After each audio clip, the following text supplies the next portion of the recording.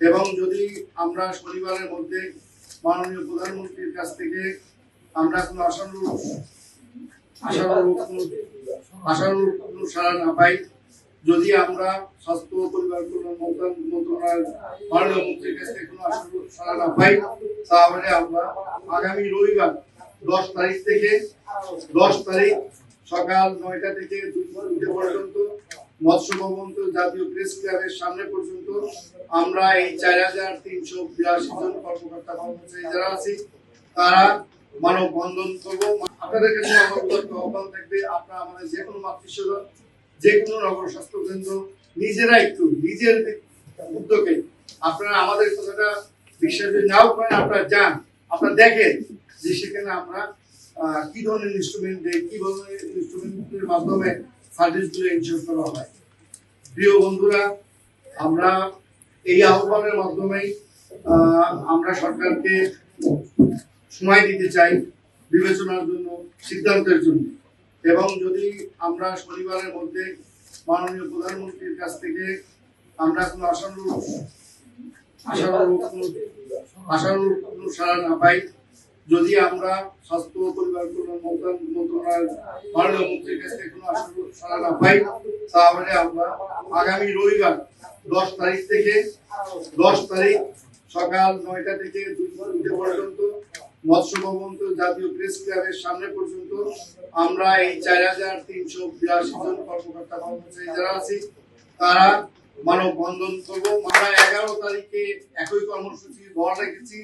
আপনারা 12 তারিখে আপনারা জানেন যে আমাদের এই 45টি পার্টনারশিপ এলাকায় স্পেশালিস্ট ফিজিশিয়ান এবং প্যারামেডিক, নার্স,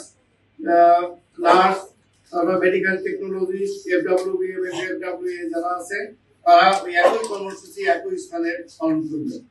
আমরা যদি এরপরেও না পাই 13 তারিখে আমরা যাদেরকে সেবা দিয়েছি, যে সমস্ত দরিদ্র প্রান্তিক আমাদের জনসাধারণ, তারা 13 তারিখ সকাল 9টা থেকে 2টা পর্যন্ত প্রেস ক্লাবের সামনে তারা অবস্থান ধর্মঘট করবে এবং মানববন্ধন সৃষ্টি করবে, সম্পৃক্ত হবে। এবং 14 তারিখের মধ্যে যদি আমরা মাননীয় প্রধানমন্ত্রীর কাছ থেকে এই বিষয়ে কোনো সুনির্দিষ্ট না পাই, তাহলে আমরা আবার এই 4382 জন ওখানে মানববন্ধন করব এবং আমরা বৃহত্তর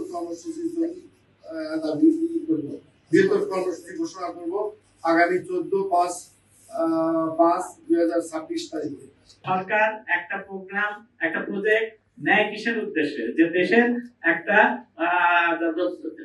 যে কোনো দেশের মানুষের সাথে কোনো একটা পলিসি, কোনো একটা প্ল্যানিং কে বাস্তবায়নের জন্য প্রথমে একটা প্রজেক্ট নেয়। প্রজেক্টের মাধ্যমে ওটা সাকসেসফুল একটা প্রুভেন ফর্মুলা তৈরি করে, একটা পলিসি তৈরি করে দেন তার স্থায়ী একটা রূপে যায়।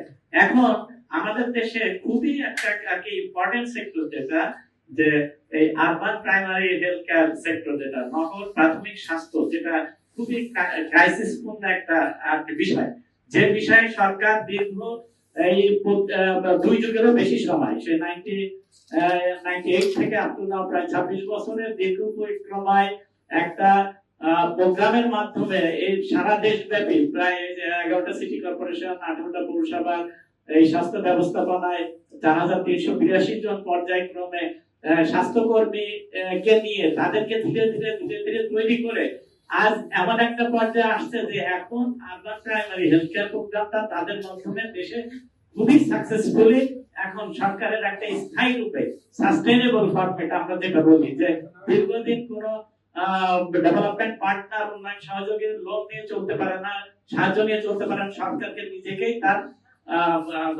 সক্ষমতা অর্জন করতে হয়। এই প্রজেক্ট 26 বছর পরে সেরকম একটা সাস্টেইনেবল ফরম্যাটে চলে আসছে। এখন আমাদের প্রোগ্রাম যেটা গত জুন 25-এ শেষ হয়ে যাওয়ার পর থেকে সরকারি অর্থায়নে, কমিউনিটি পার্টিসিপেশনে, আমাদের যে রোগী যারা ক্লায়েন্টের স্বল্প মূল্য পার্টিসিপেশনে প্রোগ্রামটা একটা সাস্টেইনেবল ফরম্যাটে খুবই সাকসেসফুল ফরম্যাটে চলমান আছে। কিন্তু সেটা ইনফরমেশনটা মাননীয় প্রধানমন্ত্রীর কাছে একটু অন্যভাবে উপস্থাপিত হয়, কিছু এখানে সমস্যা, পরিস্থিতি জটিল আকার তৈরি হয়েছে। কেমন যে বলা হচ্ছে যে এই স্বাস্থ্য অবকাঠামোগুলি অব্যবহৃত স্বাস্থ্য অবকাঠামোগুলি এতদিন যেটা স্থানীয় সরকার ব্যবস্থার মাধ্যমে নির্মাণ হয়েছিল এবং পরিচালিত ছিল, এখন ওটা স্বাস্থ্য বিভাগে যাবে। এটার ব্যাপারে কিন্তু আমাদের সহকর্মীরা বলেছে আমাদের এই নীতিগত সরকার সিদ্ধান্তের ব্যাপারে আমাদের কোনো দ্বিমত নাই।